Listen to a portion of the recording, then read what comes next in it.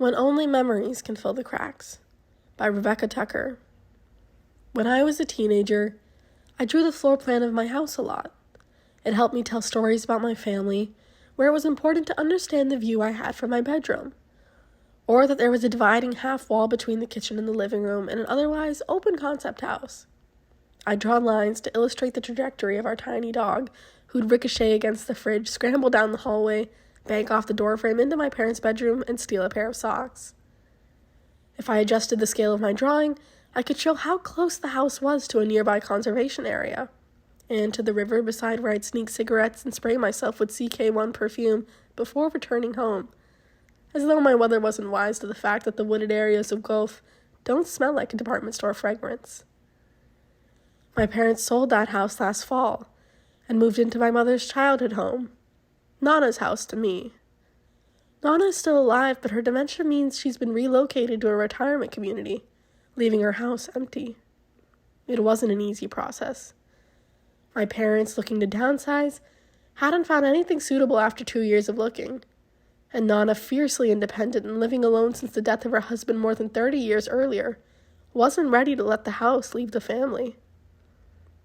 She might never have even moved were it not for the dementia, which, as a byproduct of its gradual erasure of Nana's memory, had made it dangerous for her to live alone. Once my parents bought the house, they began the physically necessary but emotionally taxing work of making it their own. A full reno, new appliances, new furniture.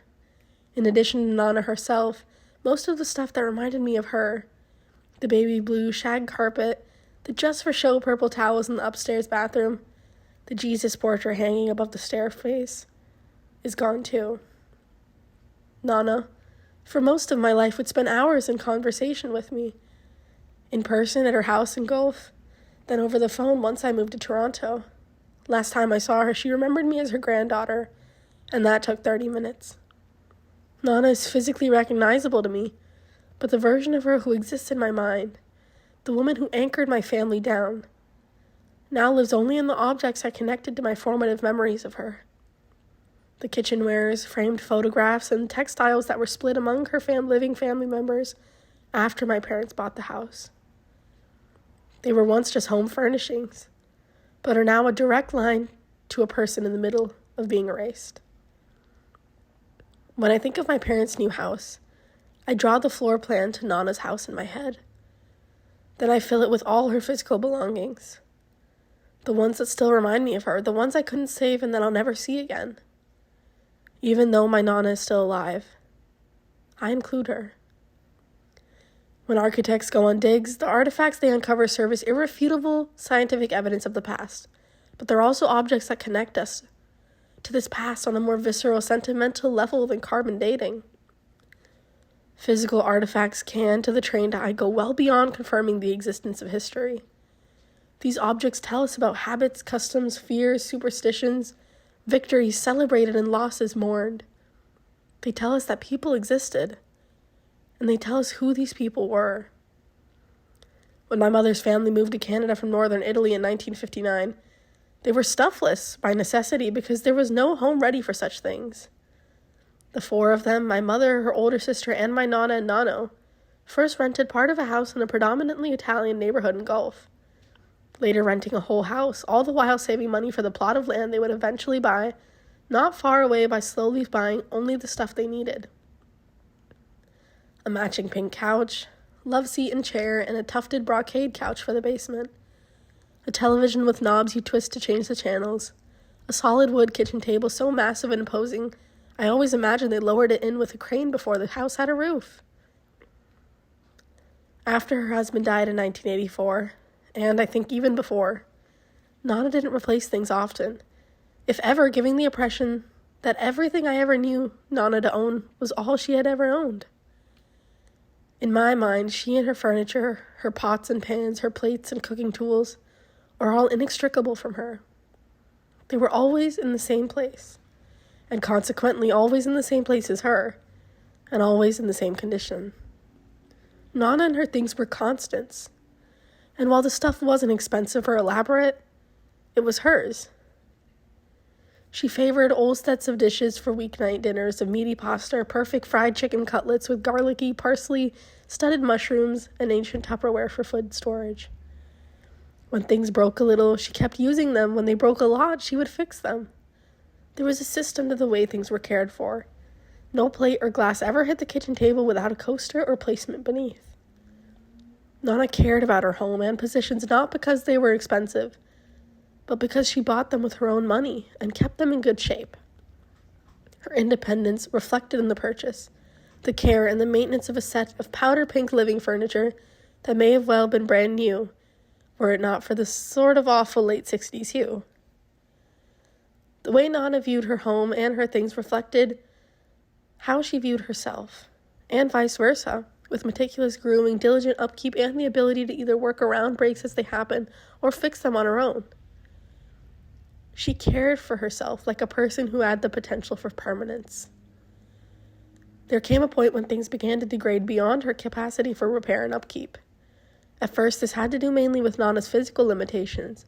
It was difficult for her to descend the stairs to vacuum the basement, for example, so the rec room became permanently sealed off. Soon my family was beginning to pitch in with laundry and small household chores. Without Nana's diligence, the house began to show its age. The plates, pans, and utensils in her cupboards collected dust as they fell into disuse. She'd still cook sometimes, sure, but she didn't have the energy for family dinners anymore. And sometimes the recipes tasted just a bit off, like she'd forgotten a step, or confused the measurements for a couple of ingredients. She became anxious, distracted, and confused, but despite the physical evidence collecting around her, the house and everything in it, spotless and new for decades, was suddenly old and worn. Nana denied that there was anything wrong. 4 years ago, she left a pot of water on the stove so long it was blackened beyond the point of cleaning or repair. She had completely forgotten it was there. In any other context, the incident might have been innocuous, but for Nana, who had already been slowly losing grip on her stuff, her home, her independence, it was a tipping point. Living alone was no longer safe. My family began discussions about moving her to a retirement home, which involved discussions about what would become of her house, and of course, all of her things. Near the end of Nana's time at the house, that kitchen table around which we'd gather every Christmas and at least one Sunday a month began to crack right down the middle. The springs on the basement couch had become so worn you'd almost hit the floor if you sat on it. And who wanted a television that forced you to walk up to it just to change the channel? As anyone who's divided an estate will tell you, the conversation around a loved one's possessions revolves largely around one question. What do you want? Some things were already spoken for. The only 2 pots that remained of the set shipped over from Italy went to my mother and aunt. An espresso set, long coveted by one of my cousins, was set aside for him. The basement furniture, all of it worn by time or by the misuse of my sister and I, was donated or trashed. Last Easter, my sister and I sat down in my aunt's basement to divide the possessions that had been set aside for us, mostly things from the kitchen. What was initially a conversation of utility, of looking at objects and determining, as I always do when deciding in what I should own, whether they're of actual use to me, became an exercise in remembering Nana through her possessions. Things became impossible to discard.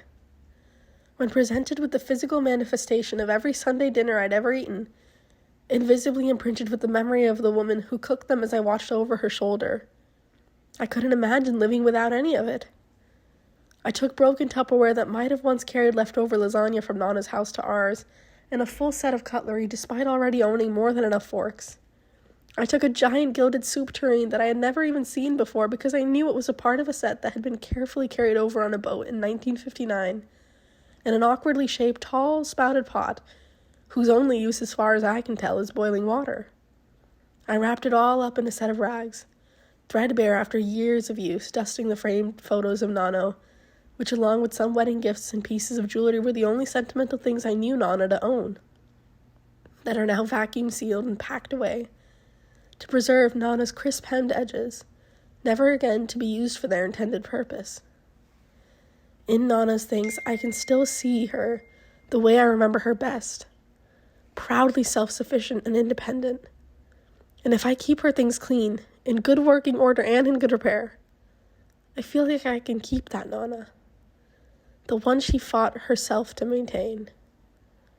The one she tried for so long to deny we were all losing, the one who in reality disappeared many years ago. Alive forever.